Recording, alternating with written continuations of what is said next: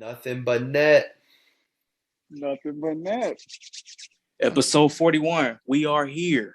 We are here, ladies and gentlemen. Episode 41 of the most underrated podcast on every single platform, the Nothing But Net podcast. Did y'all miss me? Because I wasn't on last episode. But that's beside the point, y'all. We got a very special guest here, ladies and gentlemen. One of our guys who we've been following on Instagram for a while. Gives us great basketball takes. Big Mike. Mike, put your app, plug yourself, do whatever you want, man. Peace to everybody, man. Big Mike, Michael Gray on Instagram, Big Mike's 2 cents. On Twitter, Mike Gray Sports. You name it. I'm a sports connoisseur, sports fanatic. I love football, basketball, hockey, baseball, you name it. I love talking sports. Hockey. I love dissecting the game. Hockey. Yeah, listen, man. I've gained a new love for hockey over the last few years, and I think it heightened even more when my Capitals took that championship in 2018. So it was hockey is a dope sport when you really break down the nuances of it. But so you a Capitals fan? You a Wizards fan too? Big time. Yeah, without question. Yeah, without question. Right. Big time Wizards fan. I'm a football. I'm a Giants fan. Hockey, Capitals, obviously. Baseball. I'm a Nationals fan. I love sports, man. I love dissecting it, just breaking it down. Y'all got that boy in Washington. Y'all got that man, real deal. All right. Yeah. We'll see if he signs that big contract next year. It's gonna be interesting. We got Yeah, that's a big contract. You got the deadline too, bro. Don't forget, y'all just got KP. Yeah, got KP. We're gonna throw the max extension at him. He's gonna be eligible for the super max. It all depends on if he wants to stay in Washington or not. I can't talk my shit about KP no more. Dre and Jeremy know. Yeah, I we used made to you talk my apologize. shit. Man. I made it a whole apology video about him, apologizing for the shit I said. Man. Well, how crazy did you go with your criticism? My criticism was trash everything. Man. My criticism was I was like heavily like trashing on him, man. I would say like I didn't like his game. I didn't like how he was just that stretch. I didn't like how he was just sitting behind the 3-point line. And then I realized I was like, oh shit, this is not his game because I went back and I watched him in New York. I mean, this fucker was never aggressive in New York. He never did this shit with the Knicks. So why am I expecting more of him when he's not going to give me this? Yep. And so I apologized to him, and he started going on different levels. I remember he had like 2 30-point games. He had like a 40-point game. So he was actually playing pretty well. And that's why I was like, a healthy Porzingis is a scary sight because this is one of the first seasons where he was playing and he wasn't injured the whole time. And I feel like this year, I know he's out right now with the right knee injury, but that's just getting him off trade. If we're able to get him to play at least 10 to 15 games before the season's over with Kyle Kuzma, with these other guys in the lineup, I think that's going to bode well for us next season going into training camp if Bill decides to come back because the combination is there. It's tricky. Y'all got Kuzma, man. Kuzma's great. Kuzma's playing crazy now. Hey, Kuzma been playing crazy, man. I told her. Y'all know what blew me about Kuzma? I'm sorry, G, before you go, but y'all know what blew me about Kuzma? Laker fans were throwing this motherfucker in the trade talks, bro. And now he hoops out in Washington, and now Laker fans are quiet. Laker fans, they don't want to talk about it no more. Why? Because they wanted him to be the third star. I mean, just playing like they was talking mad shit. Yeah, bro. Yeah, they was. Yeah. If you ask me, to me, they stunted his growth. They stunted his growth in LA at some point, and they put a dent in his evolution. Because when you look at how he played his rookie season, then you look at how they used him once LeBron got in, once they facilitated the entire offense around LeBron James. It didn't bode well for Kuzma because it limited his game to outside shooting, and that's not his game. He's somebody you have to have in the rhythm, get him in the flow. We do that in Washington. That's why you see him succeed. Right. Yeah, that's the cons when you play in the LeBron system. But I said it from the beginning of the season. Like I told the guys about the Wizards. I think this is probably the best team that Bradley Beal has played on within the last 2-3 years. Oh, if you looking at all the pieces he's had, he got Porzingis, he got Kuz, he got was it Hashimura? What is his name? Hashimura, yeah. Thomas Bryant. Hashimura, yes. Thomas Bryant, who just came back from an ACL injury. So yeah, I think this is best team that he's had for the last 2-3 years. He's been the guy. So hopefully next year they'll be fully healthy and make a playoff run. Hey, Bradley, man, I'm gonna say this right now, bro. John Wall getting injured really helped Beal out because Beal, honestly, Beal popped off after Wall got injured. All right, after Wall got hurt, Yeah. Beal became the leading scorer. All right, Right. Beal He became Right. evolved that Right. guy. Right. he evolved into a more complete basketball player. When Yeah. John Wall was there, you saw how much of a threat he was with as the leading scorer, the dominant scorer on the team. But when John Wall went out, you saw his complete game coming around because he played a lot of point guard, played a lot of two guard. He became a real combo guard, and you see his complete game now come into fruition. His IQ is a lot better than it used to be. Getting guys involved, putting guys in certain spots, being able to understand the fluidity in your game. He's even scoring 30 points a game, averaging 30 points a game the last 2 seasons. It's been very efficient scoring, but it's Right. also Yeah. within the offense and facilitating. Bradley Beal is very technical. That's why Joel Embiid was very adamant on bringing Beal to Philly at first because he Yeah. knows Yeah. the fit of Bradley Beal and how he fits in almost any offensive system. His game is so fluid. But now with his ability to facilitate along with his scoring, man, he's turned into a complete basketball player now. Yeah. Yeah. Yeah, yeah. That's Before we interesting. Yeah. Before we get into it, we got a lot to talk about. But first, I want to ask Mike, what's your thoughts on the NBA season so far? I love it. I love it this year so far. It's been up and down. It's been a lot of it's been very up and down, I say. As far as, just competition sometimes on certain nights and stuff like that. But I love what I'm seeing from these other guys showing up. There's been a lot of injuries from top heavy guys to superstars, this, that, and the third. And there's been a lot of hoopla about, load management and things like that. But I think the biggest takeaway I have from all this entire season is watching the depth of all these teams. The depth of these teams out here is the reason why a lot of them are having success even without their stars. When you look at the Los Angeles Clippers, they've been the most underrated team in basketball this year. It's not even close. All this hoopla, this talk that's going on in the Staples Center about the Lakers, you hear about all that stuff with the Lakers. Nobody's talking about the Clippers and what they're doing without their two stars. This is a collective bunch of players that if it shows that, I say this season to me has shown that roles and positions that you put a player in on a certain team can affect the outcome and the ability that he has on the court, because it's a lot of 25-point per game scorers that's sitting on the bench. But if they were to get 20 shots a game, they would be in that rhythm.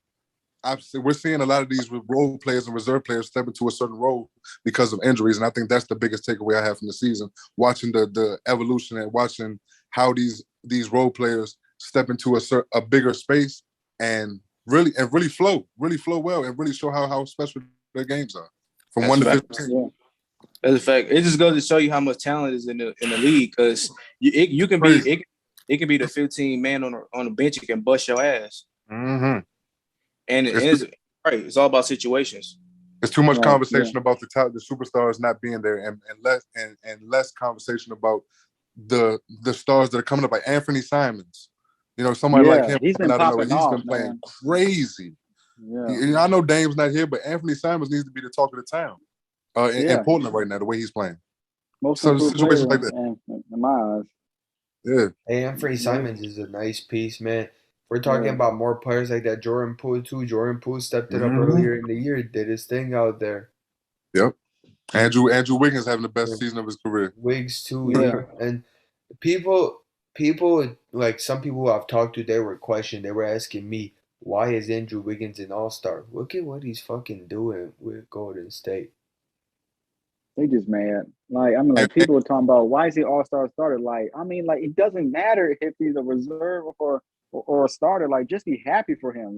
Go back to what Dree said when we were at FaceTime call. Dree said Wiggins was doing this in Minnesota. Wiggins was putting up all-star numbers in Minnesota, and nobody acknowledged him as an all-star. Thank you. It's because it's all about narratives. It's all about narratives and what situation you're in. Now all of a sudden he's getting all of these. Now he's getting the recognition that he should have been getting for the past 3 or 4 or 5 years. So and you still got those people though. Keep in mind, you still got those people. Oh, he's playing with this guy, so this guy made him an all-star. It's not all right. You're playing with Curry. Obviously, you're gonna get better playing with Steph Curry, right? But Curry did not make him an all-star. Of course, that played a part, right? But It's not fully why. All right, we can say like going back to your Wizards, Mike. John Wall got Gortat paid. All right, John Tell Wall me got about it. Gortat a Tell me bag. about it. All right, Oh my God, Gortat paid. Tell John me Wall about got it. that motherfucker a bag. Tell me about it. Yeah. Yeah. So You're not that's lying. just how it is.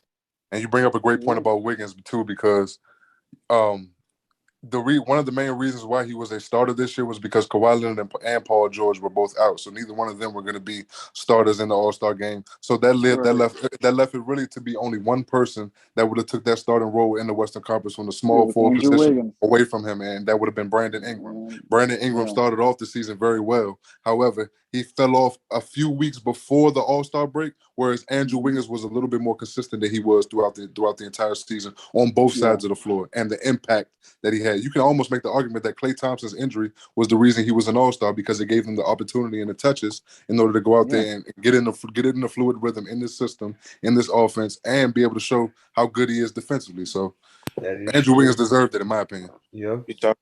Wiggins did deserve it, and people don't understand that, right? I heard someone just say because of his defense, right? It's not just because of his defense. That motherfucker can lock up. No, he's a two-way player. On a good night. He's a two-way player.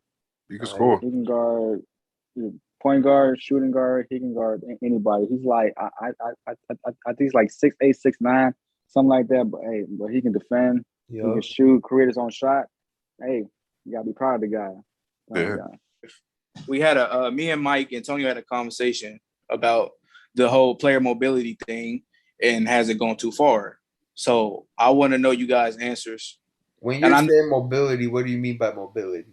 Like player movement, just requesting trades, just forcing your way out of franchises and stuff like that. Yeah. Obviously, we saw that report that Zion's family wanted him to move to a bigger franchise, a big market. Listen, bro, it's your second year in fucking New Orleans. Chill the fuck out, all right? Third year, actually. You haven't played. You're 350 pounds. All right, bro. Lose the weight. Get that nutritionist they hire for you. Work hard. Play hard. And boom, you'll have the choice to be making decisions like that.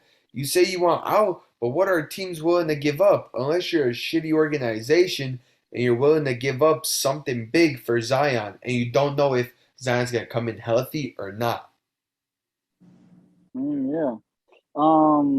But has it gone too far? I don't really think so. I don't know. I don't know. That's a tough question. I don't know. Has player mobility gone too far?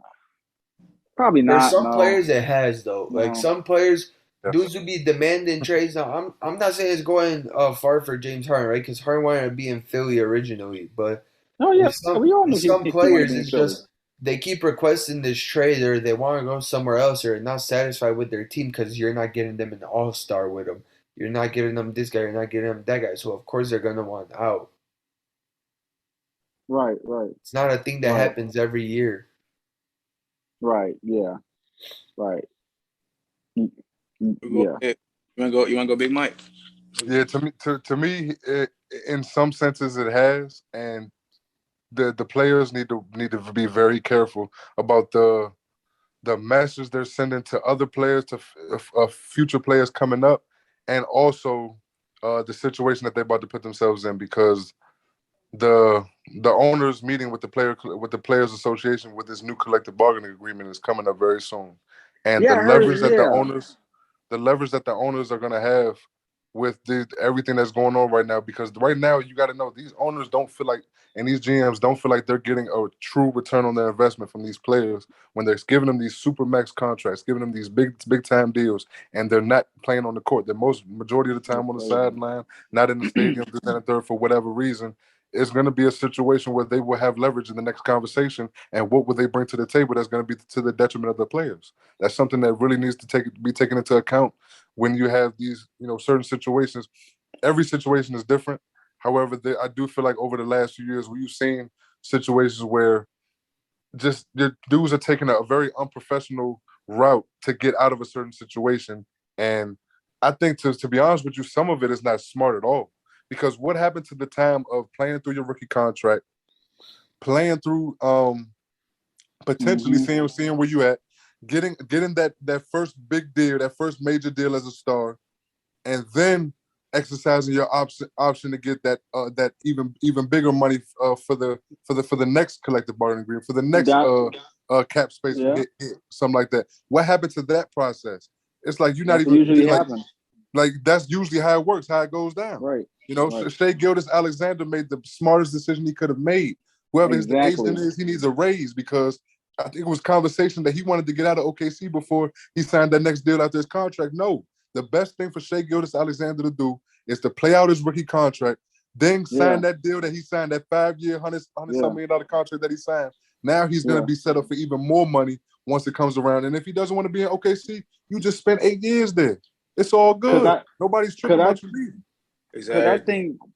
Because I think before these players come in the league, like the first thing that you should do is maximize your dollars first. Like, I mean, like just worry about getting your stock up and stuff like that. And maybe like later, like down the line, worry about like, you know, like worry about like winning and stuff like that. But as of right now, as a young guy, like just maximize your dollars, get your stock up, and go from there. You know, exactly. You know, like just try not to worry about winning. Like just get your stock up, and you know, and all that. Stack your accolades, and just go from there. That's it. Simple. How I feel about it, I just like I said yesterday. I you know I'm all about player empowerment. I'm all about doing what's best for you in your career.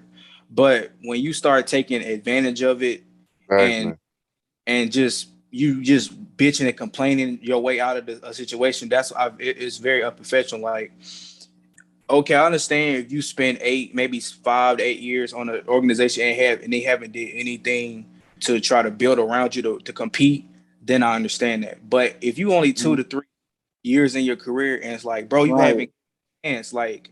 And you're demanding stuff like, I want this, I want that. Like, what? Like, what? Like, bro, like, you're 21. Like, what? Like, who is you? Like, right. Like, and then all you want to do is just want to go play with your friends. And like, it makes it anti-competitive. Like, right. Like the situation with Anthony Davis, I didn't like the way he handled it because first you went publicly and said, hey, I want to be traded. You know, with me, I would have kept that shit private and not went to the media because now you alienating your teammates. And now they're going to look at you a certain way. And you sitting out and doing all these games. If I'm asked for a trade, I'm still going to play no matter if I'm get traded or not. I'm still going to play the game. Still give it my all. I'm not going to sit trying to make a statement, do all this type of shit. So it just, to me, I think now players now are just taking it advantage of this player mobility stuff. But I would say because I think what it is, you know, they look at LeBron and KD did, and now they're trying to do what they did. But with LeBron and KD is different because they did what they had to do on those teams they were. You know, they tried to compete for a championship those 7 8 years. And it's like, and then they went on the teams they did get traded and, you know, and did they thing. So it's, you know, it's just different now. And those are the two players in the league that have the cachet to pretty much go wherever they want to go. Exactly. Freely. Whether it's free agency, trade, doesn't matter. Those are the two players. Where the hell they want. They can go to Orlando, they can go to Washington, they can go to the Clippers, they can go wherever the hell they want. Like Drew was saying though, the players want to go play with their friends and shit, right? And he said, look at LeBron, look at KD. I think players started asking heavy for trades after Bron went to Miami and after KD. After KD basically wanted out, people started going different places. People stopped staying loyal. There's a strong word. Just like that. Loyal's a strong word, Alex, man. There's no such thing as loyalty, man. There is no loyalty. Yeah, it's a business. It's a business at the end of the day. It is. At the end of the day, the NBA is a business, and right now, the only loyal player you could see right now who's been there for a while is Dame Lillard. All right, and people are saying even Dame wants out. I mean, you can throw Bradley Beal in there too. For now. Yeah. Hey, Beal has to stay loyal to the soil. But I respect players like that who's toughing it out and not, you know, just automatically away from the grind. Right, exactly. Look look at Dre's franchise too. You can even say Karl Anthony Towns too. Cat's been Yeah, loyal. because they had him and had some type of like trade rumor or something like that. But I'm like, nah, I don't see Cat like getting traded like that. Nah. Yeah, but before Anthony Edwards got there, before D'Angelo Russell got there, Cat was frustrated and very frustrated with. They was nobody going through bringing it, anybody man. in. Minnesota was going through it. They was going through it without. Now that they got a little squad, yeah, now they got a little squad. It's like, okay, we can do something. And now, competitive squad. Right, and now, now we transfer into the Zion situation got something to do with play mobility. I just feel like with him, it just, I don't know. It's with him. It's just like, I don't think like he's committed. Like I just feel like he wants to all like just to come to him. Like that's not how it works. You know what I'm saying? Like I just feel like he's just like I don't know. What you mean like, he wants it all to come to him, bro? The do. fucker hasn't played a game at all this season. Yeah, man, I just feel like he just he's just not committed, bro. You got to me, like you got everything you wanted. New Orleans pretty much your team, even though I think that it should be Brandon Ingram's team because he is probably their best player because he's a bucket getter and he can. Yeah. That is what we've been saying since episode 1 of the podcast. Isn't that what we have been saying, that this should be BI's team? The offense should always go through BI, not Zion. Because last year they tried to do what I think they did like point Zion or something like that. I'm like, why? Like what? Like point Zion? Like no. They run that fucker at every position. You got a team, bro. No. You got to do point Zion. You got a team now, and it's like you got Ingram and CJ. Like, why don't you try to make this work with both? Right. It can work. I feel like it can. Now, and like what Mike said yesterday about, what CJ said about Zion not saying anything to him, and I understand what he's saying because like why you didn't call him like or talk. I mean, at the end of the day, if you think about it though, CJ is supposed to help Zion. This man is a part of their big three, right? Once Zion comes back, him and CJ are going to be on the court together a majority of the game. Right, him and BI are already cool, but him and CJ got to get it together. They got to get it going. Right. And now it kind of raised eyebrows now towards about Zion because now like CJ said that, and then JJ Redick said that, and there's somebody who played with Zion. If I'm mistaken, I think he played. Didn't he play with Zion? He sure did. Yeah, Redick played with Zion over that. And like with like 2 seasons, yeah. Right, when Mike said yesterday, why did it take for JJ Redick and CJ to say that? So now it's kind of fishy. Right. Yeah, I just find it weird how everybody came on this Zion bashing take after CJ said what he said. It just seemed weird. I really feel like, to me, Zion is one of the most protected players in the NBA by far when it comes to the media scrutiny of just the narratives that's out there pushing. Zion Williamson hasn't played a basketball game all season long. Zion Williamson was injured last season, got rehabilitated throughout the season. Right. We haven't heard anything about Zion all year long in the media. Nothing. And I'm wondering, at what point do we start asking questions? Well, why is he on the bench? The rehab time has been almost a year. You said we haven't heard news on Zion, but we rarely before this CJ thing. I've rarely heard anything on Zion. I don't think we need to hear news on Zion, bro. We've seen the pictures. The fucker's overweight. but that's the problem. That's the problem. Like why now? Like why was everybody so silent over these last couple years? But now that CJ came out and said what he said, now everybody has something to say.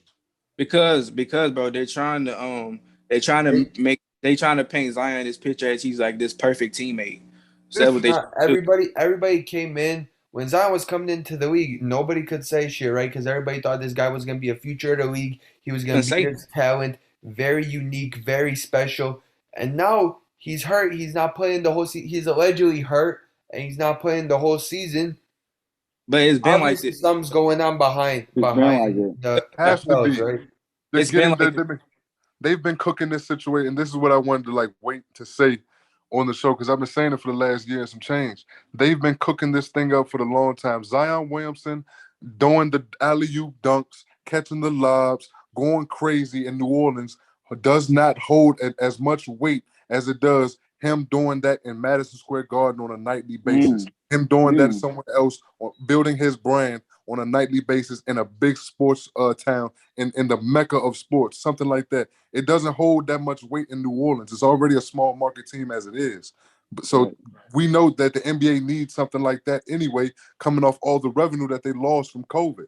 I wouldn't be surprised if Zion Williamson ends up on the Knicks very soon. But Cam Reddish already got there. Mike, if you think about it, though, they mentioned Zion. I wouldn't be surprised. But they've been protecting Zion since he was in high school.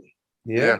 And more got worse in college because they looked at him as the next LeBron James. He's next this like. And now you see, Mike, they were trying to push Zion to the Knicks before the draft even started. They've been wanting Zion to go to the Knicks. They didn't want RJ Barrett. The writing was on the wall. They wanted to pair Zion with star talent too. They wanted to pair him with KD and Kyrie. Bring the next exactly.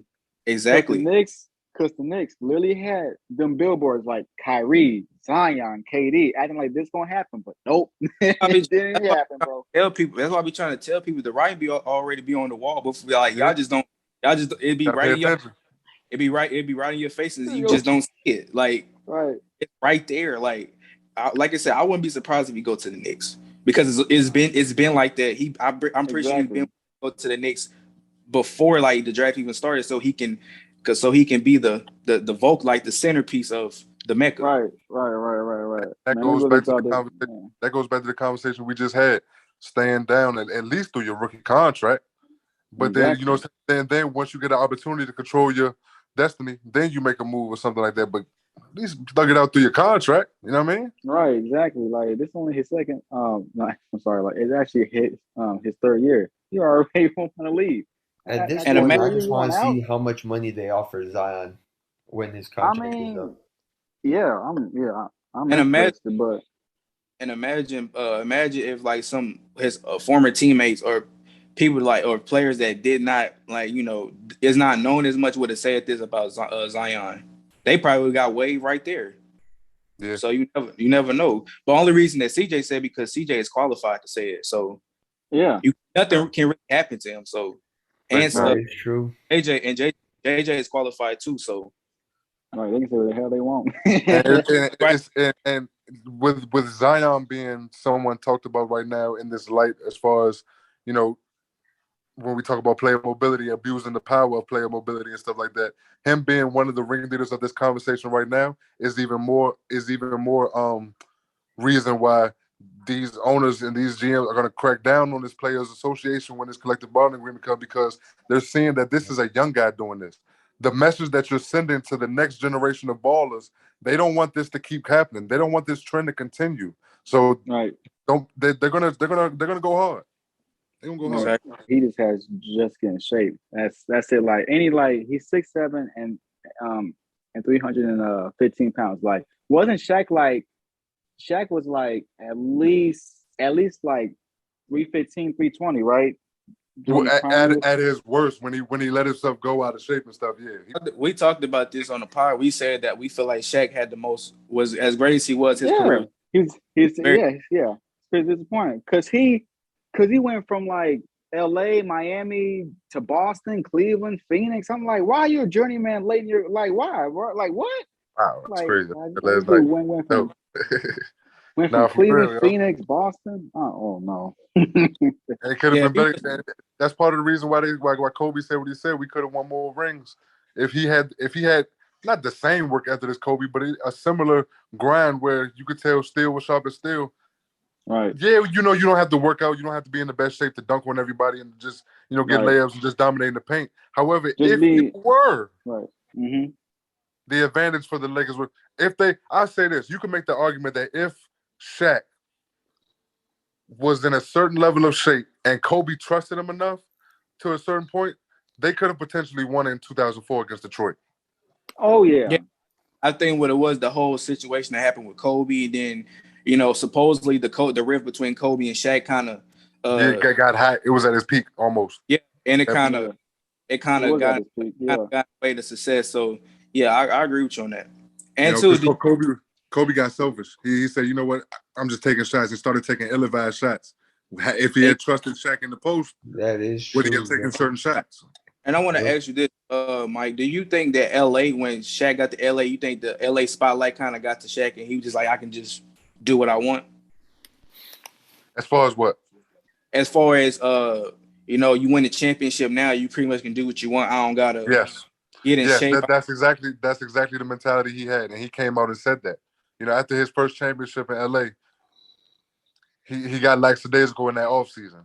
He wasn't eating. He didn't have the best diet. He wasn't working out as sharply as he was in previous years. It's just you saw a major letdown. You almost saw a sense of complacency with his like aura coming to the game. It wasn't the same. And Kobe noticed it, and that started some of the riffles along with other stuff, of course. But yes, I do believe that after that championship, it was to the point where that third championship, he felt like Kobe deserved that Finals MVP. I think No, it was that. I think after the 20, maybe after the 02 finals, I think Kobe, like the Lakers was Kobe's team at the time. Maybe 01. I think after 02, I think that was Kobe's team already. Because he was more. It had that feel. It had that feel to it. Right. But yeah, I like scoring. It was crazy. Yeah, that's why I like the Orlando Shaq better than LA, because you see how he was playing. Like he had more ferocious. Like the Orlando Shaq had some with him though, bro. The Orlando Shaq had fucking. He had that man, bro. Penny, bro. Fucking. He was bringing the ball to the court too. He was in shape. And he was in shape. Tearing down backboards and everything, man. That like, fucker was nice with it, bro. Man, this dude grabbed the whole rim, I just bought the whole damn thing down. Exactly. I'm like, what? Like, we don't see that now. Like, bro, yeah, Shaq tearing down rims, bro. Tearing down rims. But yeah. In Orlando, man. Next topic, we're gonna talk about blackballing in the NBA. So, Mike, I think there is some players that have been blackballed in the NBA. Absolutely. There's players, there's former coaches. I remember when Mohamed Abdul-Rauf was blackballed almost 30 years ago. I watched this documentary a couple of weeks. It was fresh on my mind. But yeah, he was good brother. Stood up. He pulled a Colin Kaepernick before Colin Kaepernick. And, it's definitely players getting blackballed and certain things like that. But a lot of it has to do with what you're willing to stand on and how you're willing to look at yourself in the mirror at the end of the night. And sometimes being blackballed is a good thing if you're willing to sleep with yourself at night, depending on the situation. But I do feel like there are situations where NBA players have been blackballed, NBA coaches. I mean, you can't sit up here. I've yet to have somebody give me an argument and say Mark Jackson isn't being blackballed.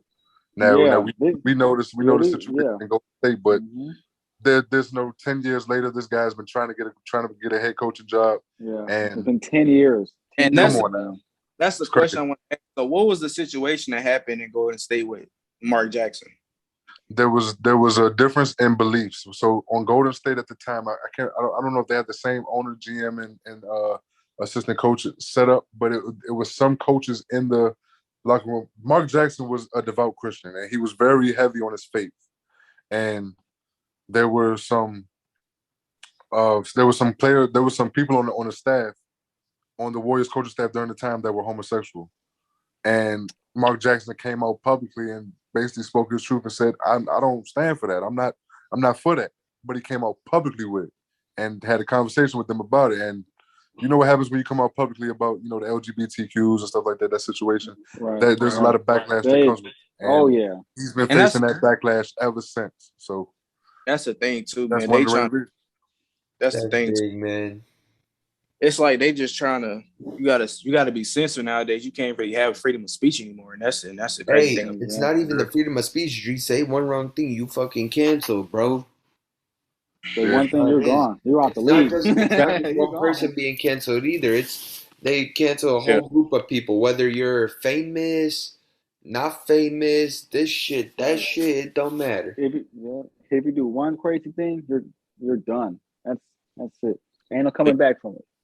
But I agree. I feel like there's some blackball, man, because I see what they did it to Allen Iverson. I feel like They did it. They for sure did. But they try to do the Carmelo, try to put him in situations where it seemed like he couldn't play, like with Houston, like with OKC and Houston. They try to make him, try to put him in a situation, make it like he can't play no more. Because I even saw it on a podcast with Steven Jackson and Matt Barnes, where Paul George said that I think Billy Donovan, he wanted the offense to go through Russ and PG. He said Melo's just going to have to find his own way. And I was like, man, How do you say that to a future Hall of Famer? That's crazy. Right. Find your own way. Don't worry about people like that, they don't even realize it. Like, bro. But matter of fact, for people watching this, go back and look at Carmelo Anthony. Look at what this motherfucker did and tell me that he has to find his own. He can't find his own, bro. How do you tell your own player to find your own way when you got a Hall of Famer on your team? It's like, how you tell out of everybody? How the fuck you tell that to Carmelo Anthony, bro? Exactly, but the whole talk about the team was Melo said he doesn't want to come off the bench. That was the whole. That was a lie. That was the whole. It was a lie. The whole time. The problem I had with the media that whole time was because they twisted the entire narrative to put Carmelo Anthony in a certain light. The lie that the media told on the mainstream level was that he didn't want to accept coming off the bench. That was a lie. Carmelo Anthony had no problem coming off the bench, whether it was the situation in OKC or in Houston, mainly in Houston, not really OKC, but mainly in Houston. He had no problem coming off the bench. The problem was the Houston Rockets and mainly the Houston Rockets was adamant on saying that he's not even good enough to be in the 1 through 10, the 6 through 10. You're one of the 11 through. You know what I'm saying? It's like Melo's like stuff like, 15. Come on, that's where it got tricky. But they twisted the narrative in the media, and that's why they ran with that agenda. And you see this, you're talking about you're about to be the 13th man on the team. Like what? Like what? I come to be the 13th man. And it's like the 13th man. And you see they try to do it in New York too. They say he's the reason that Linsanity stopped because they said, he was jealous of Linsanity when basically he actually loved Linsanity when he was playing. So it's like you see. Because people are saying that about Melo and Linsanity. I've discussed this topic heavy before, bro.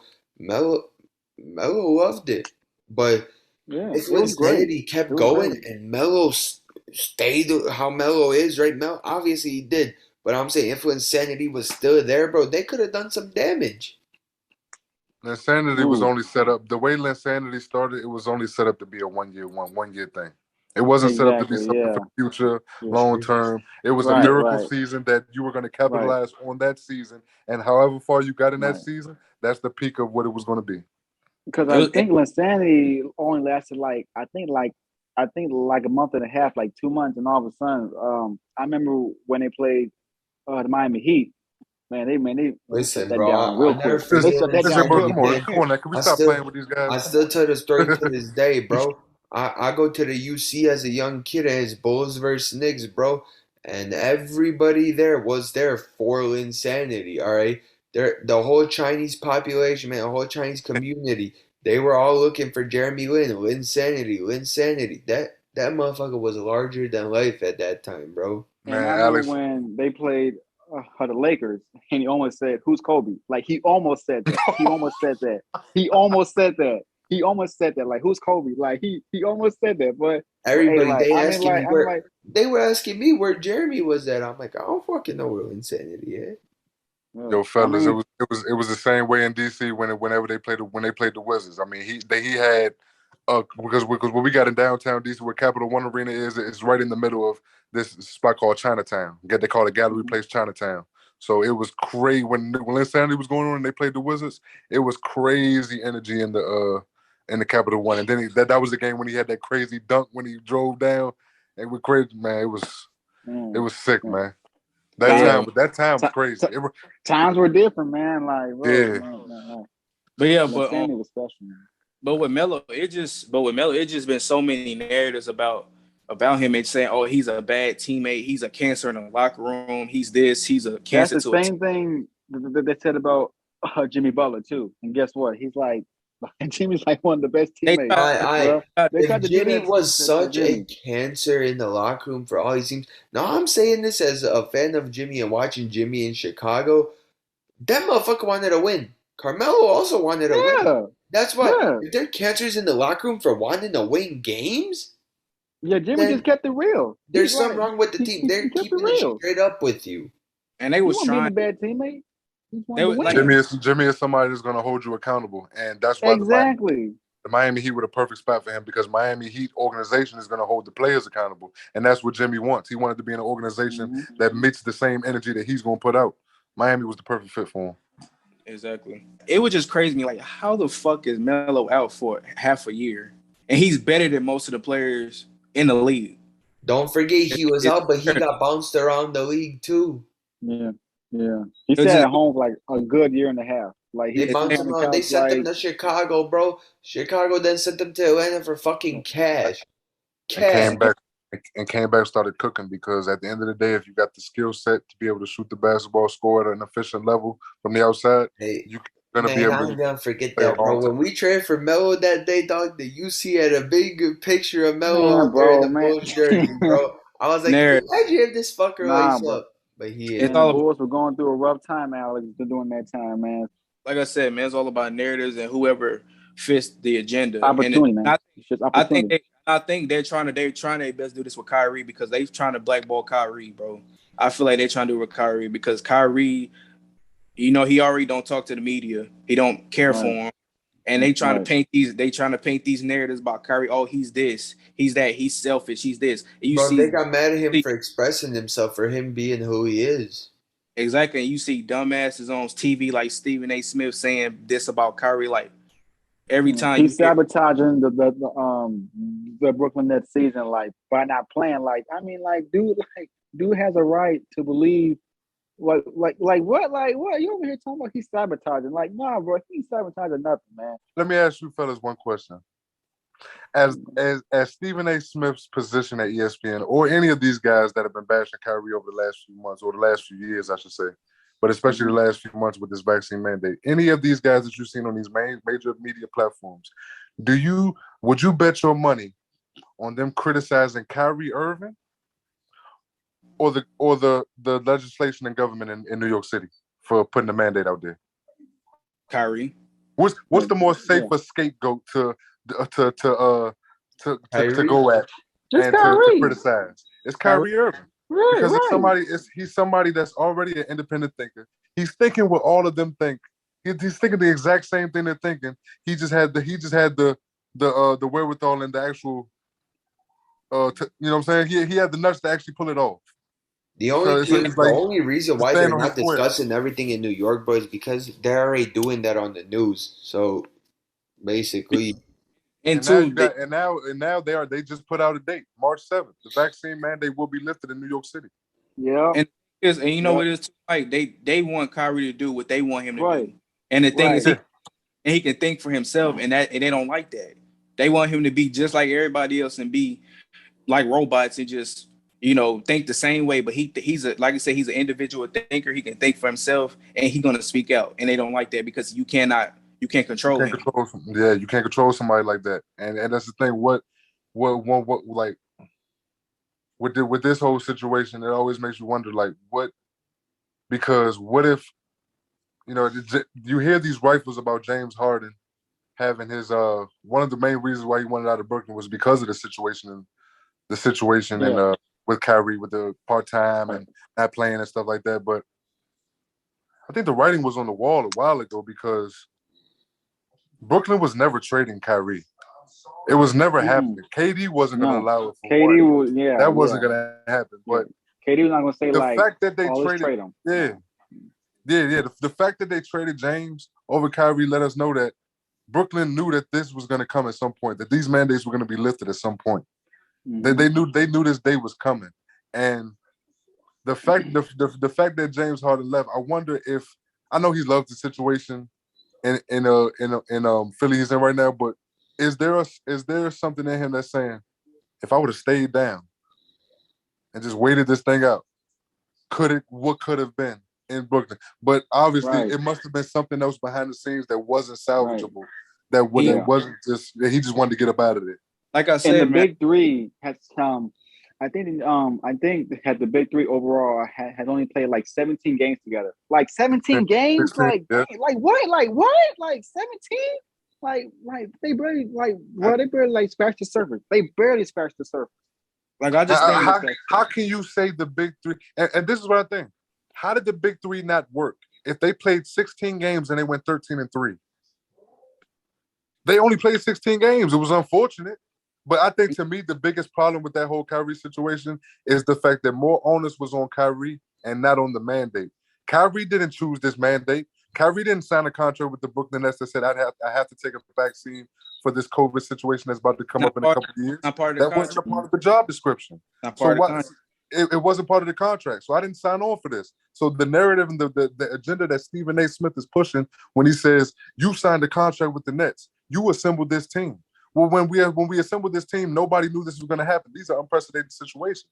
So you got to let these characters play. You got to let these characters play their character role, man. They just playing characters too, though. Going off what you said, Mike, it wasn't in the job description too. If y'all remember, Kyrie was also pushing his religion on this too, right? That he couldn't do it.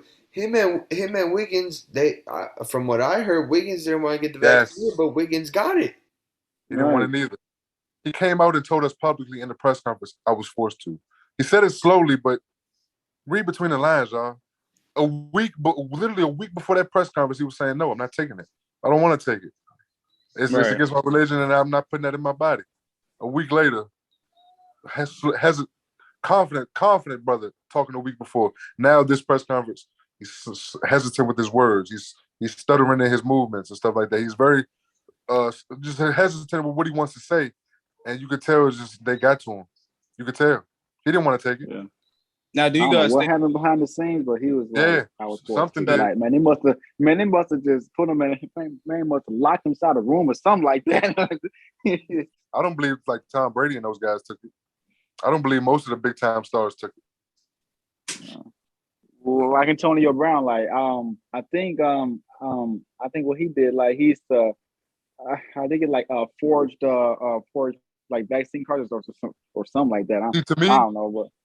I'm so glad you brought that up because I got a theory about that whole situation. I want to know what you brothers thought about that. To me, that situation, they used him as a scapegoat because you cannot tell me. Answer me this: do you really think Antonio Brown is one of the only ones in the NFL with a fake vaccination card? Antonio Brown was used as the scapegoat because they knew if they went to a deep investigation about fake vaccination cards when it comes to these NFL players, majority of the league would be gone. Yeah. Oh yeah. So what? To me, Antonio Brown was the scapegoat in that whole situation. So they won't have to investigate everybody else. Yeah, that's a fact. That would have been horrible if they found out that players were using fake vaccination cards. Oh man, no way. Roger Goodell would have that. He would have the whole season shut down. Come on now. I don't know. See what they did with Aaron Rodgers. Crazy, man. They did to me they did that to themselves. The media did that to themselves. Aaron Rodgers, bro, I don't be watching football like that, but everything Aaron Rodgers has done to the Bears, dog, I don't like talking about it, man. Everything Green Bay's done to Chicago in general, man. I don't want to talk about it. But you see what they did with the media. They try to pit KD, they try to turn KD and he never folded. I love it. Never folded. Never folded. That's why. That's part of the reason why I love this book, G. This book I was telling you about that Can't Knock the Hustle. That's part of the reason why I love this book because it talks about everything ever since KD and Kyrie got to Brooklyn. Say it again. What book is it? It's called Can't Knock the Hustle. It's by Matt Sullivan. It's this guy. He's a Brooklyn Nets beat reporter. He's been very close knit, tight, and following KD and Kyrie ever since they've gotten to Brooklyn and everything involving this team and what's been going on the last few years. It's a lot of insight. Yeah, I'll be reading some basketball books too, man. So I'm willing to read whatever the fuck there is out there, bro. During COVID, it was the perfect time to get to read. Like COVID that's all I did, bro. And for me too, like being a student, bro. Like I never really liked reading books. Reading books wasn't my shit. But then D Rose dropped his book. And I was like, I need this. And I read that book. And then after COVID started, and I was like, all right, let me see what else. Phil Jackson's book, Iggy's book, Kobe's book, everything. And now it's evolved, right? Now I'm reading 2 books at a time, 3. So I'm still open. I'm still learning more about the game. I'm still trying every day, man. So I definitely got to check that book out. Read I don't Scottie know why. Pippen's book. See how you think about it. Watching Bass Jordan all over the place in Hey, Scottie Pippen's book. one of my teachers, bro, one of How my much you teachers think? actually How many read that times y'all book, think he bro. bring up Jordan in that book? A lot One, of time. one of my teachers be reading that shit, bro. He's like, you should check it out. I'm like, I give it a try, but I'm reading another encyclopedia on basketball. I'm reading so many things, bro. In that promo tour that Jordan he went so on, it much, was more bro. about Jordan than it was the book. I'm like, man, Why does Scotty hate Jordan so much, man? Like, why? that's Like, because why? because because It's not his fault that Mike got this good, bro. Like, it's not his fault, bro. Like Mike, Because why you hate him so much, bro? he feel like he doesn't get the credit he deserves because all the credit has been to Jordan. All right, Like when you y'all really want to hear some genuine shit from me, bro? I went to go and buy a new jersey lately, and I was debating between Scotty and Dennis. And I was like, Scotty been talking a lot of shit in the news lately, so I'm gonna go buy a Dennis jersey. So I bought a Dennis jersey instead. Dennis, that Dennis jersey legendary. Yeah, Dennis is always, loved man. by Dennis is so Go loved by so many people. That's my go to guy, Las man. Vegas and come right back and grab like 25 rebounds, and Motherfucker, that's all you hey, need. hey, That's all Jeremy, you you need, forgot bro. one important part of that Vegas trip. That motherfucker got it in with Carmen Electra, bro. That motherfucker got it in, dog. Yo, Look, I ain't gonna lie to you. look, If that story is true, what he said, if that story, that's some of the most gangsters. yeah, That's the craziest story I've ever heard, yo. because he You told on Phil the Jackson, table. "I You need a on the break." table, and then you leave to get on a flight to go across the country and that's why God. Phil Jackson said that's why he let Dennis do whatever he wants because he gonna do it because he gonna provide on the court. Exactly. I was just gonna say that. Exactly. Yeah. He'll go to Vegas one night and come back and have like 25 boards and 5 Fucker blocks had and 25 he boards don't say nothing. after he just got it in with a bunch of women, bro. Yeah. That's Just gangster, bro. Exactly, let bro. Dennis do what he want, bro. Just let Dennis That's do what crazy. he want. When you got a Let him coach do what like he that want, that has bro. enough trust in his players and has enough trust in his ability to get through to his players, and they reciprocate that, man, Amazing, bro. the organization That's doesn't even have to amazing. worry because they leave it in the hands of the coach. They don't even worry about that stuff. And I think that this was during the playoffs too. I think it was the finals when Dennis went to Vegas and came right back and had like 20 rebounds. I'm like, hey man, that's amazing, man. Y'all know how that report came out that Brown wants to play with Bronny? Yeah. Oh yeah. Y'all think Brown's somehow gonna finesse and get Lakers #1 pick or wherever Bronny go? That's where Bronny finna go to LA? I don't. Yes, like I said, man, LeBron and KD have the pool and the cachet to be able to go wherever they want to go. So if LeBron wants to do that, I'm If sure for Bronny him that'd wants be to a hell go of to an LA, accomplishment. Bron can trade any players he wants, get the pick, bring his son in. Ain't gonna be like that, but I don't think an organization would do that, especially for nah, 1 year, because he's probably going to play with his exactly, son yeah. for 1 year. 1 year. Are they going to trade away all those assets for 1 year just Bron to said, satisfy you? Nah. Exactly.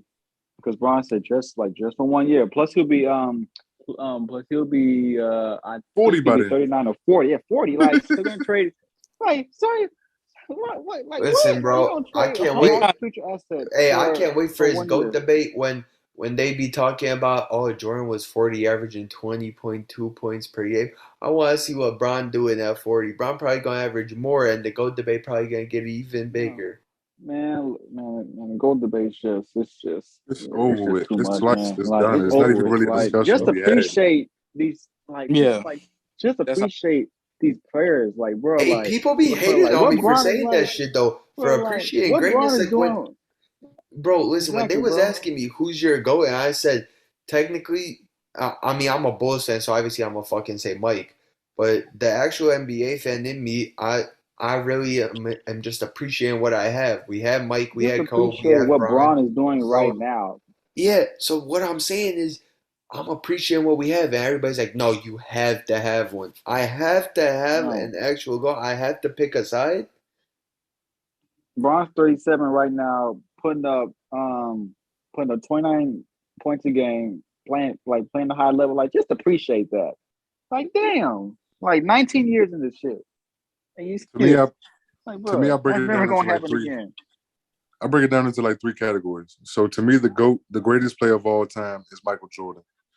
The best resume, most accomplished in the span that he played. He's just the greatest because of what he accomplished. The best all around guy to me would be LeBron. Yeah. He's like the best all around guy. But the best pure basketball player to me that's ever played the game is Kobe Bryant. That's the best pure basketball player to ever play the game because on both sides of the ball, he wasn't as efficient as Michael Jordan, but he took Michael Jordan's skill set and mastered it and tweaked it and added even more flair to it. And took from Reggie's game. He took from so many greats and added his own repertoire to it, whether it was offensive skill set or defensive skill set, whether it's standing on ball defending. Yeah. It was just when you combine everything, athleticism, the mastery, when you combine everything when it comes to Kobe, arguably the most skilled player to ever play the game. Yeah, to me, he was the best pure basketball player to ever play. I watched a bunch of Kobe highlights, bro. I tell you, his footwork is like elite. Like I tell you, like this dude like pivot pivot like 4 times and he'll hit a fadeaway. I'm like what? Like what? Like this dude pivoted 4 times. If we're going off what Mike said though about Kobe's game, like how he took Jordan's game and did his thing to it. If we're thinking about it, Kobe took Jordan's game and just modified it to the current way it's played. Yeah. Kobe just mastered it. I said, like, he took from Mike's game and just mastered it. That's it. I agree, man. I just, like, I be saying, people say, oh, there's nobody better than Mike. I see somebody better than Mike. Kobe. I always thought that Kobe was better than Mike to me because, you got those people who are like, Kobe's not even there. Like, no, that man is better than, he was always better than Mike to me. I really don't understand that shit when Kobe ain't even that. Like the way that Kobe did it, bro, and he did it in a tough defensive era, and still was putting up multiple 30-point games and dropping 60 in a tough defensive era where the spacing was not even was crazy. God, that's awful. Like imagine putting Kobe in this era where the spacing is open, and bro, he's averaging about 40, bro. It's sick what he would have did in this era.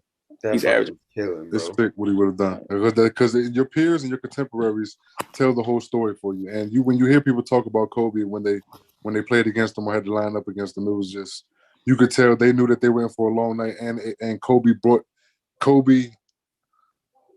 being on the court brought the best out of them just by being on the court because they knew what he was going to bring. No matter what day it was, when it was, they know Kobe was on the court, so they had to bring their best. And they even came out and said, Stephen Jackson, when Kobe died, I'll never forget it. When Kobe passed away, Stephen Jackson came out with an Instagram post, and his Instagram post was so telling.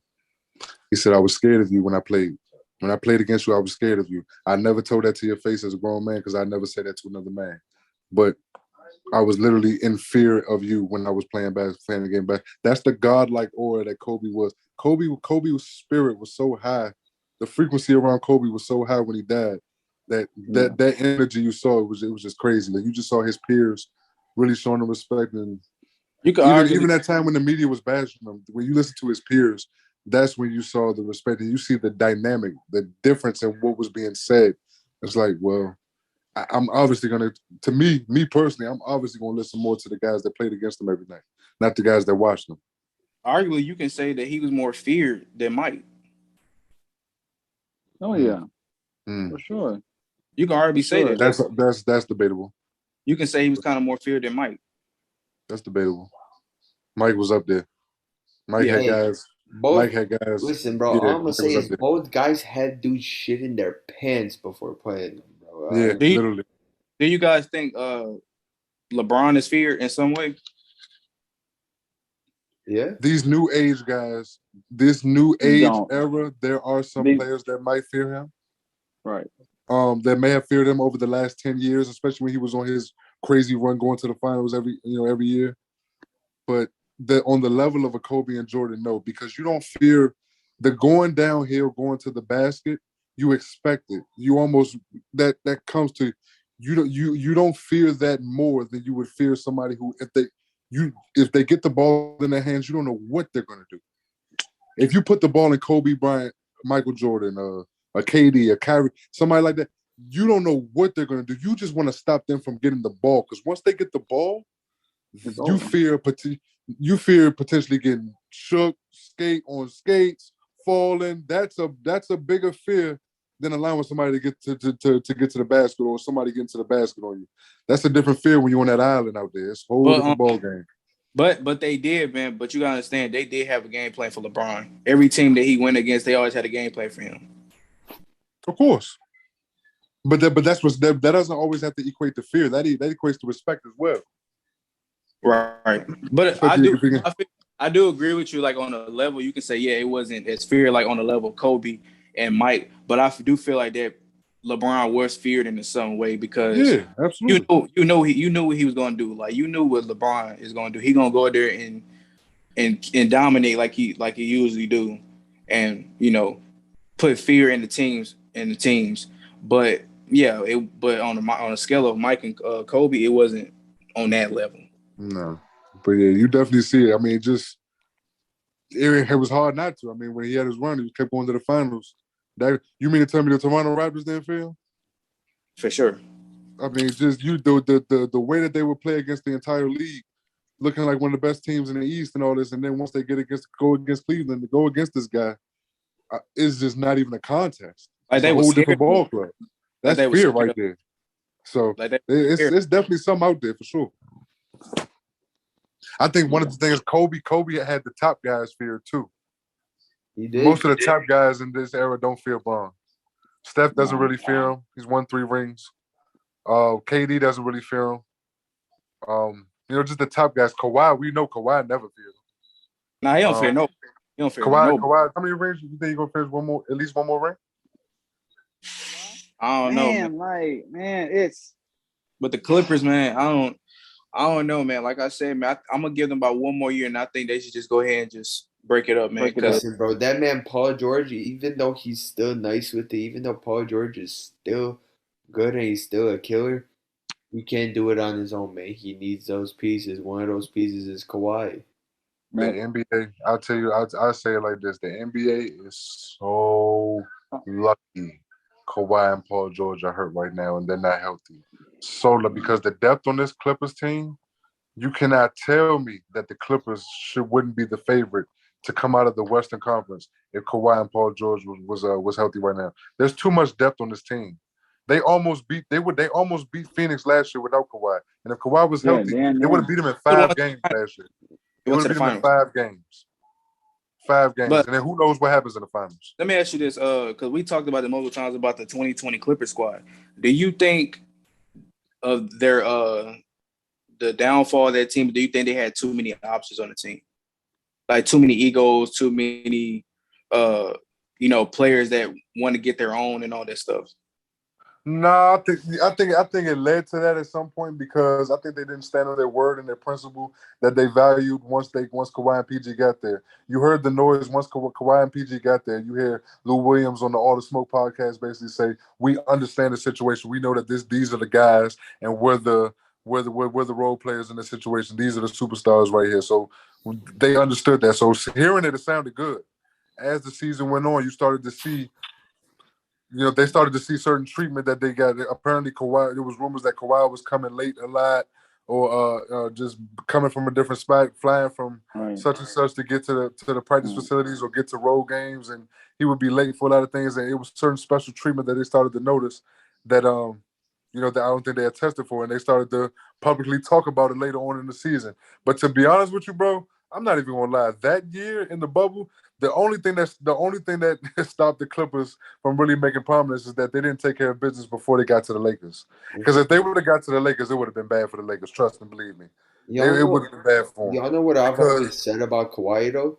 One thing I've always said about Kawhi, and this is before he signed with the Clippers, he was playing chess while everybody else was playing checkers. Because if you think about it, he went to that interview with the Lakers, and a Laker fans thought, "Oh, we got him in the bag, right?" Little did they know, Raptors too. They literally had a whole parade. He was across the fucking hall negotiating his deal with the Clippers. Plus the Raptors too. Like they literally had a whole entire parade, thinking they're gonna come back. Nah, bro. This dude playing. The Lakers thought they had that shit locked in, and then Kawhi said, "No."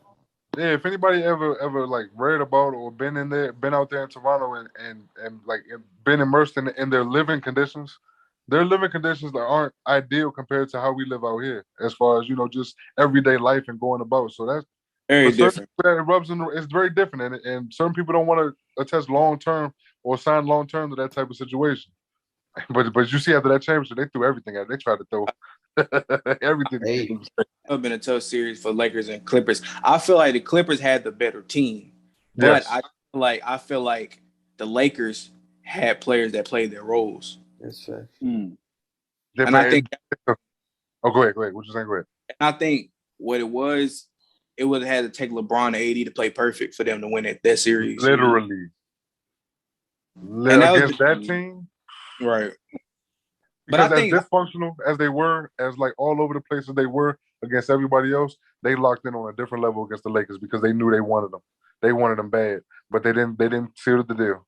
They got too complacent and Denver snuck up on them. they damn near lost against the Mavericks in the first round. Yeah. Well, the Mavericks. Yeah. The Mavericks are a tough first round opponent for anybody. Yeah.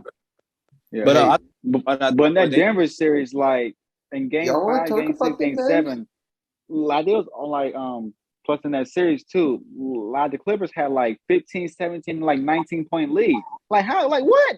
Like bro, you really had 3 opportunities to close it out, but you didn't take care of business. So One that's thing what I'm gonna happened. say right now, and this is about the Mavs. And Jamal Murray currently. happened too. So Listen, yeah, bro. and Jamal Murray Yeah. happened. Luka, as great of a player as he is, he needs help. I don't think I like Dorian Finney-Smith. I love his 3-and-D style, but that's not the guy Luka needs. he got Tim He Hardaway needs a Jr. is not the help Luka needs. he got Spencer Dinwiddie, man. Tim Yeah, Hardaway that's Jr. gonna was help him. turning into that guy until he got hurt. yeah. Now They he got got Spencer. Spencer Dinwiddie. Dre, They got Dinwiddie's Hardaway. just that man? You think Dinwiddie's that option that Luka really needs? That dude is good, man. Listen, I Yeah, think Bucks, Luka man. needs another big man, bro. Dwight No, Powell is not it, bro. you- Washington. Spencer Dinwiddie was terrible in Washington. And our Did you system. Terrible. Right. Did you see what he did in Brooklyn, Yeah. bro? Oh yeah, he was a 20-point per game scorer. He averaged, and it should have been an All-Star that year when everybody was hurt and he was balling. Hey, if we're Yeah. talking about all stars in the East, now Big Mike, I want to see if you agree with this. And we talked about it when CJ's name was thrown in trade rumors before he got traded to the Pels. If CJ was in the East, would he be an all star? 100%. All right, No doubt about it. there we It go. would have been tough because you got Bradley Beal. Who else in the East do you have? You have Bradley Beal. We have Jimmy Butler at the shooting guard, right? Jaylen Brown. You have Jaylen Brown. I don't. more so like a 3. Yeah, more so. But they use I don't him as think a JB made Zach the All-Star LaVine. team this year. Huh. No, he did. Yeah, I think JT got him, but No. yeah, CJ. Yeah. If CJ McCollum was in the Eastern Conference instead of being in West his entire career, then he would have definitely been an All-Star by now for sure. He almost got the All-Star season. What was it? Not this year, but last season before he got hurt. He was playing sensational to start the season. He's been a should've- 20-point per game scorer damn near every Yeah, year. yeah, of his but he career. broke he his got foot hurt. like at a terrible time. Yeah. But the He shooting should've, guards like, in the broke his West, it was foot. too tough for him. You always had Clay. You always had James. It was too many dogs in the West. Like he should have been All-Star multiple years, bro. Like this man is probably a top 5 most skilled shooting guard. Oh Yeah. my goodness. For sure. It's so fun to watch. Like Have there's y'all watched him with the Pelicans? He's averaging. He's Yeah, had a 30-point game every game. He hasn't had one bad game with them so far. I like it. Crazy. I actually like the duo, man, with him and Ingram, man. 2 It's bucket gonna be getters. special. Yeah. Oh, I'm not gonna lie to you. I think to be honest with you, the way CJ McCollum is playing, it's more incentive to get Zion out of there if he's not wanting to be there.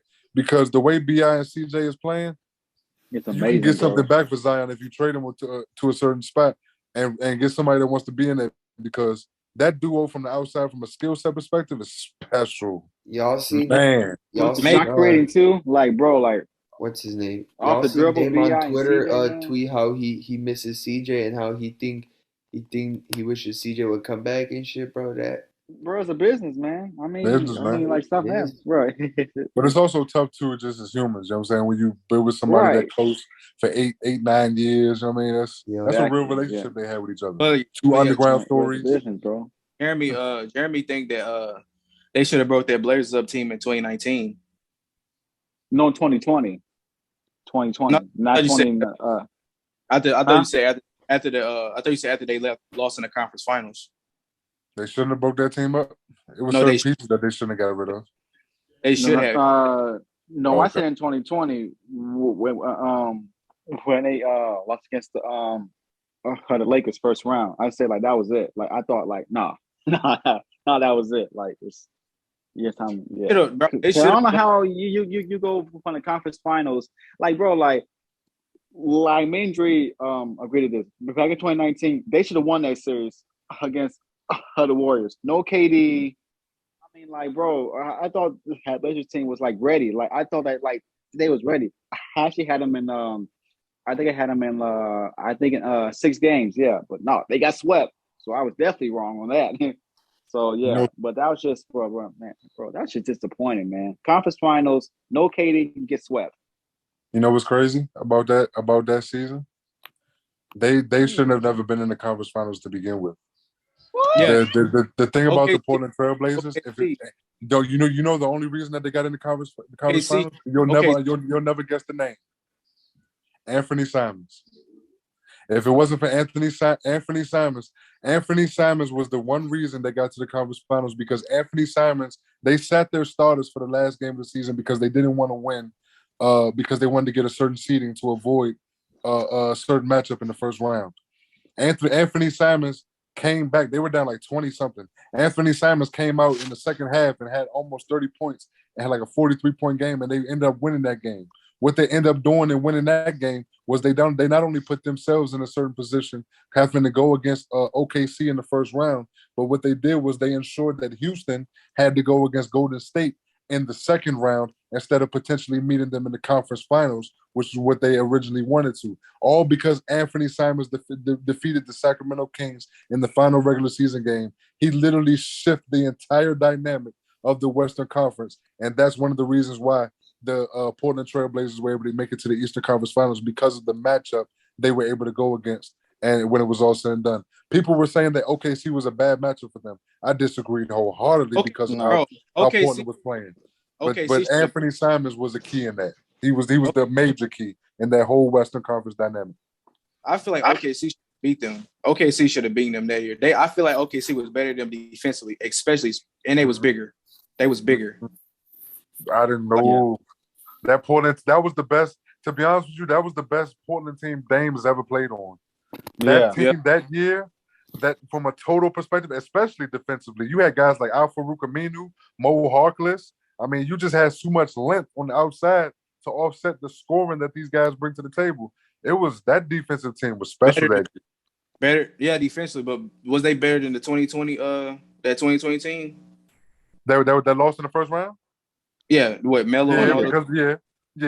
Because they got to a slow start that season and Damian Lillard had to save the season because of how had to literally carry them. He had to carry them.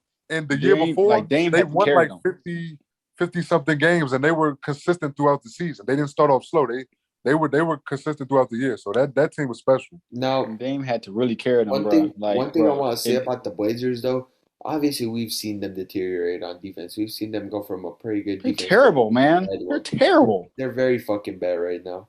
But basically, I want to talk about how in the bubble and how throughout these last few years, their big men have been just weak and lazy, all right? Hassan Whiteside, playing lazy defense. He was complaining for little tic-tac fouls. Just stop. Bro. And Nurkic, too. That shit pissed me off. I'm going to get to that. You guys know my hate for Jusuf Nurkic. Well, not my hate. But Jusuf Nurkic really pisses me off as a basketball player. Didn't they have Kanter too? Kanter? They did at one point, yeah. Yeah. They basically was the same player. I'm like, why the fuck you? I know the one thing about Nurkic though that I hated was he was okay on the offensive side of the bubble. When they needed him defensively, he wasn't there. He's not jumping at the guards who go in against him in the paint, right? He's not jumping against guys he's supposed to. He's fouling and fucking getting calls when he's not supposed to, bro. Do your job. Do it right. Bro, Nurkic and Whiteside was just lazy on defense, man. Like, Whiteside would just sit there like slow motion. They was just roll to the rim. I'm like, yeah, that's it, man. The only interesting thing about Hassan Whiteside that year was his Snapchat stories, bro. All right. Yeah, he's never been a player that when you invest in somebody like him to get big minutes and really and to have a prominent role on your team at that time, you're not expecting to go very far because it's only but so far you're going to go with somebody like Hassan Whiteside. Exactly. Yeah. You have to have so many other pieces around him in order to offset what he brings because he's who he is. He's not going to change. You know, right? So, well, he's the backup in Utah playing behind Rudy Gobert. So Rudy Gobert, right? That role fits him perfectly because of what offsets him and the other players, and Rudy already being the main guy. So we can classify him as a vet too. He's helping out a couple of the young guys, right? Bet you he's helping out us Bouquet in practice right now. That's his role. Before we wrap this up, man. So Mike, I want you to give me your predictions at the end of the season. The NBA Finals. Yeah. Who you think? Who you got going? I'm so torn on the Western Conference. I'm really struggling on this. But to be honest with you, I believe the Brooklyn Nets are coming out of the Eastern Conference. Like I said earlier, the mandate is being lifted next week, which means Kyrie will be able to play home games and away games. And that's going to shore up this lineup. Once KD comes back, Ben Simmons comes back, they'll get in the flow. I just think they have more cohesion and they're more of a cohesive unit than the media is giving them credit for. I think they really do have real solid chemistry around this bunch. This is a team that's had the most lineups. They have had over 33 different starting lineups all season long. Crazy. And yet they still find a way to win games and get certain pieces in order. And now they have a complete roster now that they got rid of James Harden, get in certain pieces. I got the Brooklyn Nets going to the NBA Finals. In the Western Conference, I'm torn because the Warriors scare me on the road. They, outside of Stephen Curry and Klay Thompson on the road shooting threes, this is a very bad three-point shooting team on the road. And that scares me going in the Western Conference as far as my confidence in picking them against everybody. So if I had to go with one team to make it out of the Western Conference right now, especially with this CP3 injury, depending on how long it's going to be, you're going to be surprised at my answer. But I'm going to go with the Los Angeles Lakers. Bro, you know what's crazy? I'm going to say something about that too, man. I don't think no team wants to see a healthy Lakers team in a 7-game series. They don't, and I don't. With Chris Paul not being healthy, that's big for Phoenix because Phoenix can be had. How long Chris Paul's going to be out for? They said he's 6 to 8 weeks. The NBA season ends in 7. 2 months, I think. So that's like 2 months. That's about 2 months. Yeah, the NBA season ends in 7. So, but yeah, he's going to be back first round. As much as I want to agree with you on the Brooklyn Nets, but I'm torn between us, but I got the Miami Heat coming at the finals. Simply because I think that Miami is built for Milwaukee, especially I think Miami got Milwaukee's number. I think they can match well with any team in the East. Yep. Versatility wise, scoring and Victor Oladipo's coming back too. So I heard about that. Yep. It's between Brooklyn and Miami. But Brooklyn, bro, they line up. It's gonna be crazy. Ben Simmons come back and bro. They're so deep right now. And you saw last night against the Bucks. And you know the lineups that they had. You know, you got Goran Dragic coming off the bench. You got Andre Drummond playing like a great big man, solidifying that paint for them on both sides of the ball. Drummond was like they've stirred up like a motherfucker out there, bro. Man, they've stirred up certain pieces. Seth Curry has another shooter. Patty Mills, Cam Thomas coming off the bench giving you buckets. LaMarcus Aldridge. It's just too many. It's too. When you look at this team, it's so much they have as far as their arsenal. They can go so many different ways with their lineup. And then that man is coming back this week, Kevin Durant. So it's gonna be fun. I'm looking forward to it. Me and Jeremy said this, but you can't sleep on Philly, man, because I think Philly got the best starting 5 in the East. Man. I got Philly and Brooklyn in the Eastern Conference Finals. Bro, that would be amazing. Somebody's gonna knock Milwaukee off before they get to the Eastern Conference Finals. I got Miami. I got Miami beating one and pulling the upset against. Hey, y'all know I what? think the NBA wants that too. They want Philly versus Brooklyn too. The one thing I'm gonna say is I agree with Big Mike on the Nets going to the finals. I think Brooklyn can pull it off. Listen, I got Philly and Brooklyn in the conference finals. Yes, I'm gonna count out my Chicago Bulls right now. As much as I want to hype us up. Thank you, Alec. Yeah, thanks for I'm being real, man. They're about a year or two away, man. Not that far. I'm gonna keep it logical, but out of the West though, I got Phoenix. I got Phoenix coming out of the West. I think Chris Paul and Steph Curry can give us one for the ages in the conference finals, bro. Especially if they go against each other. If it's Phoenix and Golden State in a conference finals somehow, bro, they can give us one for ages because you got Don't sleep Steph on and Utah too. CP matching up, two great guards. You got another great set of guards in fucking Clay and D Book. But I still got Phoenix, man. Chris Paul, Or I'm the still high Nuggets, on or the them. Yeah, if Grizzlies he's too. healthy, Who knows? Who knows? If he's Grizzlies might healthy, pull yeah. some upsets Who too. knows?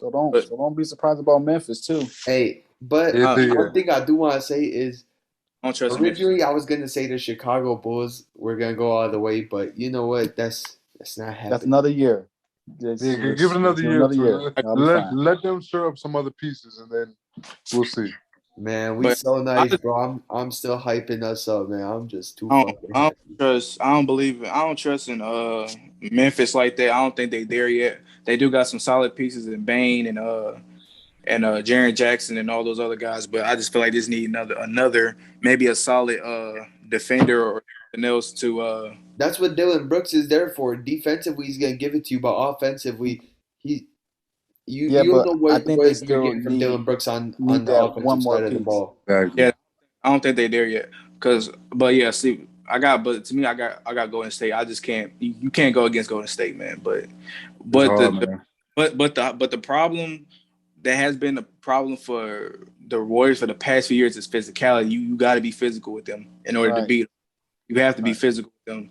It's like because they never had that guy that was like, you know what I'm saying? Like, I mean, like, I can't really think of a player that has really like, like played physical, like other than like probably like JaVale McGee. I don't know, but yeah. Hey, Like in Atlanta. It's just physicality. listen, I know y'all got Golden State. I know y'all got the Lakers, but what I'm saying is, if Phoenix and Golden State do match up, That's gonna be sick. if y'all put that motherfucking Ayton on Kevon Looney, bro, the feet ain't in the paint, bro. It's Listen, barbecue chicken. It's bro. it's over. why- For who? Barbecue chicken for who? DeAndre Ayton. He gonna feast I on would Kevon disagree. Looney. I think Kevon Looney play a little physical. I wouldn't. You been watching Kevon Looney this year? Nah, I haven't. He's smaller in frame, but it's like he banged too. And DeAndre Ayton don't like all that physicality. We saw that in the finals last year. You saw Watch the last game. what Giannis did to him. Listen, Yeah. bro, someone got to Bobby tell me, Portis though, and those boys. someone got to Bro, tell me Giannis Kevon Looney exposed is like Ayton in the 26 finals, years bro. old. Like, Bro, listen, wise. Kevon Looney 26 years old. The fucker look like Yeah, they say he out for the season. Oh, he out for the season. He might be out for the season. I don't see him coming back no time soon. Oh, that's gonna be a good hit because they're gonna need some rebounding and all that stuff. But they got Looney in. I'm about to say, after not playing all season, would you like? I don't even see them bringing him back in the playoffs if he hasn't played all year. yeah. I don't think possible, man. Clippers gonna do that too with Kawhi and PG. I don't think they're gonna bring him back for the playoffs. I think they might. Steve Ballmer had an interview not too long ago. I forget what platform he was on, but he basically paraphrasing his words. He basically is putting all his energy and motivation into next season. He basically said we're pushing to win the championship next year. That's basically what he was saying. So because that's the Clippers mindset. Because then you have to force Kawhi and PG to come back for the time playoffs to get back in the rhythm, and it's not right. You can't do that. So might as well a miracle. Before we let Big Mike off, Big Mike, I got a question for you, man. Here we're big into music. I want to know who your favorite rapper is, dog.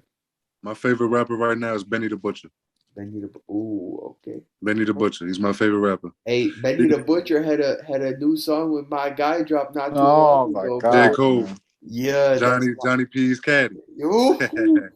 One of the best. That's one of the best songs I've heard in a while. Just from top to bottom, production, everything. It was beautiful. Cole comes on that shit. Oh my God, bro! I went to every morning, dog. I went to a Benny the Butcher concert out here in the tri-state. It was in Jersey in October. I got a chance to meet him and everything.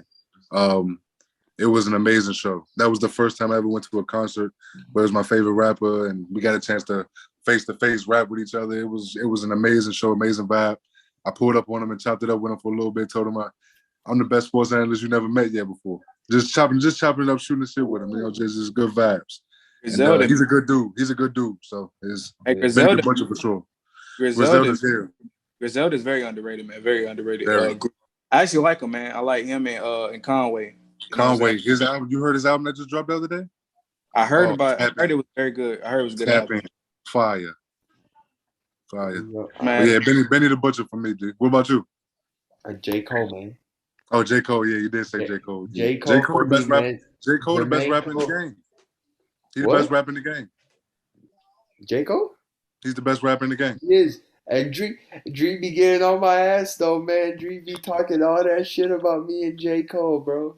I like it, man. But Alex, man, you just a J. Cole, man. You just yeah. You be little. No other rapper that you listen to, like other than J. Cole, Alex. Listen, bro. I listen to J. Cole. I listen to Polo G. I listen to fucking. Every time on your Snapchat or Instagram, it's the same J. Cole song. Uzi too, bro. Uzi's one of my guys too. It's all right, man. Yeah, J. Cole can step in so many different elements. You saw it with the Benny the Butcher thing. To be able to go do mainstream, do your lane, and then be able to step into those spitters in the underground and be able to rap bar for bar with them. He can step in any lane and dominate and do his thing. That's to me, you're just the best when you can do stuff like that. Thank you, everybody, for watching this episode of Nothing But Net Podcast. Big Mike, we're going to leave all your links in the description below. We're going to let people know where they can find you. All right, make sure y'all go give him a follow. We appreciate him being here, donate his time, talking hoops with us. Hopefully we can have him back on soon. And yeah, I'm Alex. I'm out. I'm Jeremy. I'm Dree. Big Mike. Yo.